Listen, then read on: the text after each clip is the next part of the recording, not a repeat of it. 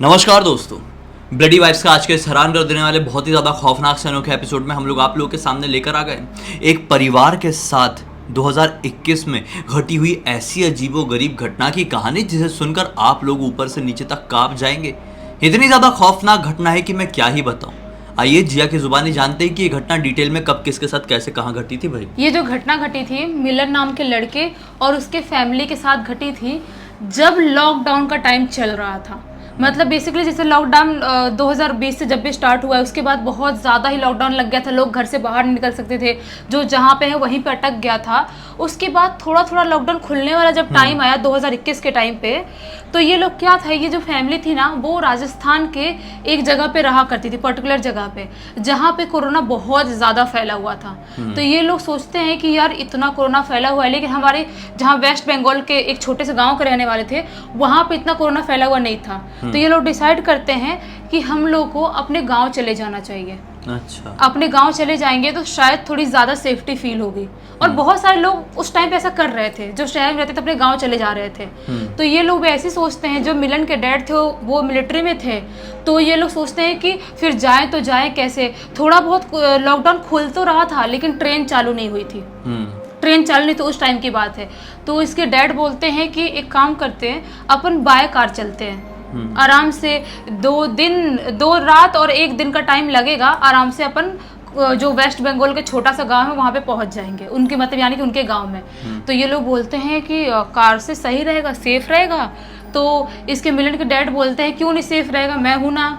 वो बिल्कुल दबंग आदमी, वैसे मिलिट्री वाले आदमी, बोलते हैं कि मैं कार ड्राइव करूंगा और थोड़ा बहुत रुकते रुकते होटल लेते लेते कुछ टाइम रुकना है, 8 घंटे 10 घंटे या जो भी रुकना है, 5 घंटे 4 घंटे होटल लेंगे, फ्रेश होंगे, रुकेंगे, फिर ऐसे चल लेंगे। भले 3 दिन का सफ़र है, उससे ज़्यादा भी लग गया तो कोई प्रॉब्लम नहीं है।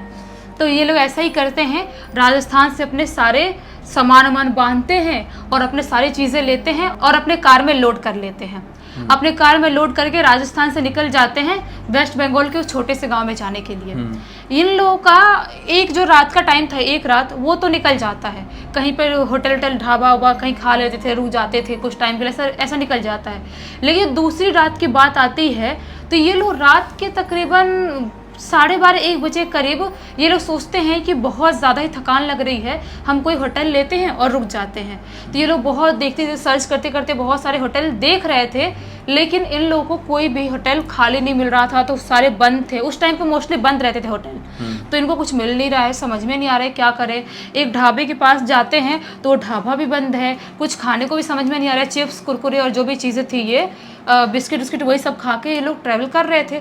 समझ नहीं पा रहे हैं कि यार कोई होटल भी नहीं खुला है, ढाबा नहीं खुला है, हम खाना कहाँ खाएं, रुके कहाँ, बिल्कुल नहीं समझ पा रहे। दूसरी रात थी ये।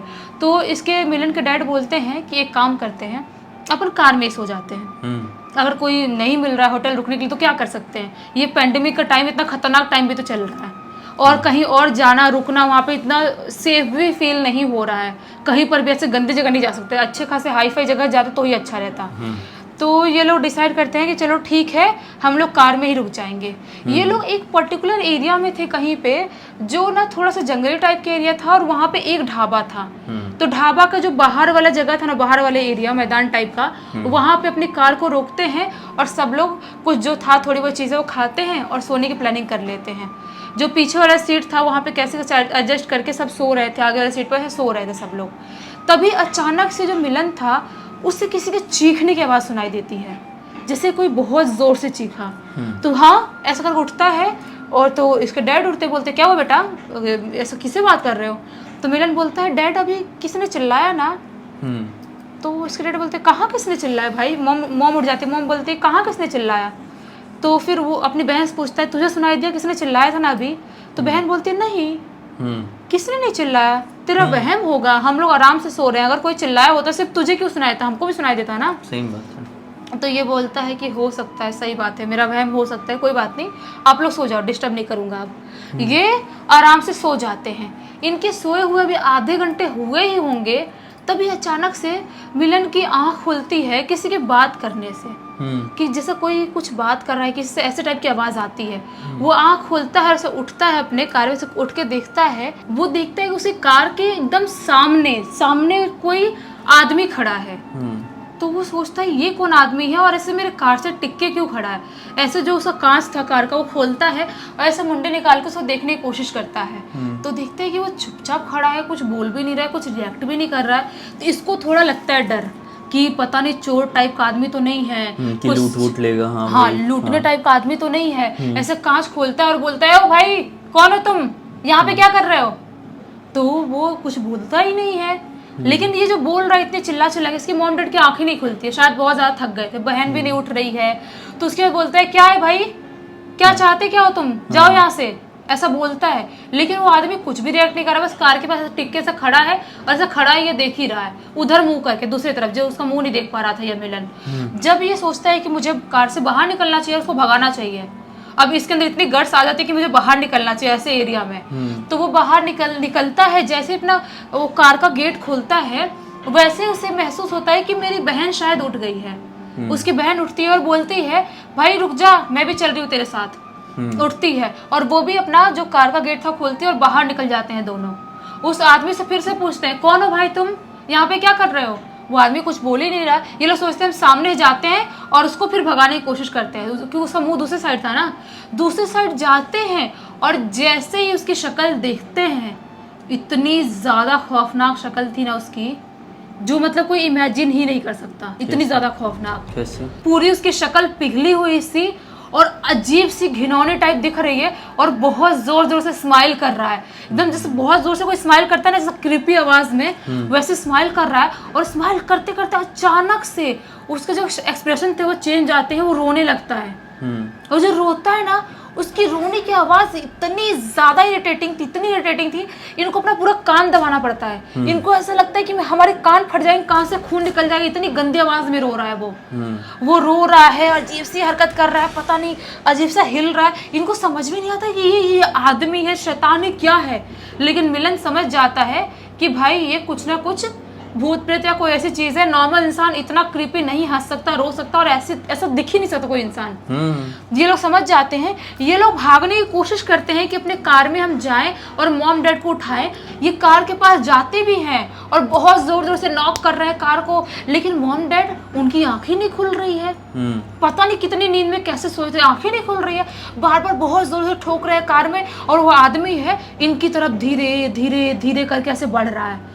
और ये लोग मॉम डैड को बार बार ऐसा नॉक कर रहे हैं, उठ जाओ उठ जाओ उठ जाओ प्लीज बचा लो, मॉम डैड चिल्ला रहे हैं, लेकिन मॉम डैड उठ ही नहीं रहे हैं। पता नहीं ये लोग कौन से उसमें जाल में फंस गए थे, कौन से क्या हो गया इनके साथ, इनको समझ में नहीं आ रहा था। ये लोग सोचते हैं कि हमको इधर से भागना चाहिए, अगर हम नहीं भागे, वो इतना क्लोज आ गया था, अगर हम नहीं भागे तो हमको शायद मार डालेगा। ये लोग जंगल की तरफ भागना स्टार्ट कर देते हैं, जंगल की तरफ। इनको लगता है कि गाड़ी वाड़ी तेज चलती, इधर हाईवे रोड पे गाड़ी में टक्कर मार दे, रोड भागे तो क्या करेंगे। ये लोग जंगल की तरफ भागना स्टार्ट कर रहे हैं, दोनों भाई बहन भाग रहे। जब जंगल के अंदर एंटर करते हैं ना, तो जंगल के अंदर क्या देखते हैं कि पूरा फॉग फैला हुआ है वहाँ पे, पूरा फॉग। वहाँ पे जो पेड़ पौधे हैं वो भी ढंग से दिखाई नहीं दे रहे हैं, एकदम क्रीपी माहौल होता है ना वैसा हुआ है वहाँ पे। ठंड भी रही होगी, ठंड थी वहाँ पे, बहुत ज्यादा ठंड थी। इनको समझ में नहीं आ रहा कि बाहर इतनी भी ठंड नहीं है जितनी ये जंगल के अंदर लग रही है। और अजीब से उनको स्मेल आती है, बहुत गंदी वाली। ये लोग सोचते हैं कि हम कोई गलत तो काम तो नहीं कर दिया, इधर जंगल में आके कुछ यहाँ पे हो तो नहीं जाएगा, ऐसा माहौल क्यों दिख रहा है हमको। ये लोग कुछ सोच ही रहे हैं, भी कुछ करने के लिए। मिलन अपनी बहन को बोलता ही है कि यहाँ से भागते हैं, कहीं और जाते हैं। तभी अचानक से कोई बहुत स्पीड में इनकी तरफ दौड़ के आता है, और दौड़ के आता है, उनकी जो शक्ल देखते हैं ना, वो एक औरत थी। उसकी शक्ल उस आदमी की शक्ल से भी ज्यादा भयानक दिखाई दे रही थी, उस आदमी की शक्ल ज्यादा भयानक। और वो बहुत जोर से इनको देख के चीखती है, और जब उसका मुंह फटता है ना, ऐसा लगता है मुंह से कीड़े आ रहे हैं, इतने बड़े बड़े मुंह से इतने बड़े कीड़े निकल रहे हैं। इतना ज्यादा दोनों डर जाते हैं कि जो मिलन की बहन थी वो गिर के वहीं पे बेहोश जाती है। और उसके बाद मिलन के साथ क्या होता है उसको पता ही नहीं है। वो बेहोश होता है, उसकी जिंदगी में क्या होता है क्या जाता है कुछ भी पता नहीं है। उसकी आंख खुलती है जब, तो वो दिन का टाइम था, धूप था, और ये रोशनी वाला टाइम था, धूप नहीं दिन में होता है वैसे टाइम था। वो उसके घर वाले पानी में छिड़कते हैं, उठाने की कोशिश करते हैं, तो वो क्या पाता है कि मैं अपने कार के बाहर वहीं पे रोड पे ही पड़ा हुआ हूँ। इसको समझ में नहीं आता है कि मैं तो जंगल में गया था अपनी बहन के साथ, तो मैं कार के सामने कैसे पड़ा हुआ हूँ। हो सकता है किसी ने उठा के लेके उसके बाद अपनी बहन से पूछता है कि बहन कहाँ है। माँ बाप से पूछता है बहन कहाँ है, वो कहाँ है, उसके नाम से पूछता है। माँ बाप बोलते हैं तो कार के अंदर गई हुई है, पानी लाने के लिए बोला है उसको थोड़ा और। तो ये बोलता है कि वो ठीक तो है ना। तो घर वाले बोलते हैं हाँ वो ठीक है, उसको क्या हुआ, तुझे क्या हुआ पहले तू बता, तू बेहोश यहाँ पे क्यों पड़ा हुआ है, कब से पड़ा है। तो वो बोलता है कि मैं तो अपने मतलब हम दोनों जंगल की तरफ भाग के गए थे, क्या क्या हुआ था कांड सब कुछ बताता है घर वालों को। तो घर वाले बोलते हैं क्या बात कर रहा है, हम लोग सुबह से हमारी आँख खोली, जब रोशनी हुई तो हमने तुझे ढूंढा तो मिला ही नहीं, जब हम कार से बाहर निकले तो कार के एकदम सामने ही पड़ा हुआ है बेहोश। ये था छलावा, दिमाग का छलावा। हाँ, जिसने दिमाग को वश में कर लिया था। वही तो बोलता है नहीं ऐसा हो ही नहीं सकता। वो अपनी बहन बोलता है वो भी मेरे साथ गई थी जंगल में। घर वाले बोलते हैं कोई कहीं नहीं गया था, तू बस यहीं बेहोश था, इतना समझ जा। तो घर वाले बोलते हैं जो भी हो, लेकिन यहाँ पे रुकना बिल्कुल भी सेफ नहीं है, दिन हो या रात हो। ये जो जंगल वाला एरिया दिख रहा है दिन में भी इतना सुनसान दिख रहा है, और जिस ढाबा के पास हम रुके थे हमको लगा था कि दिन में खुलेगा शायद, वो तो बंजर टाइप दिखाई दे रहा है, वहाँ पे तो कोई खुलने का नामो निशान नहीं है।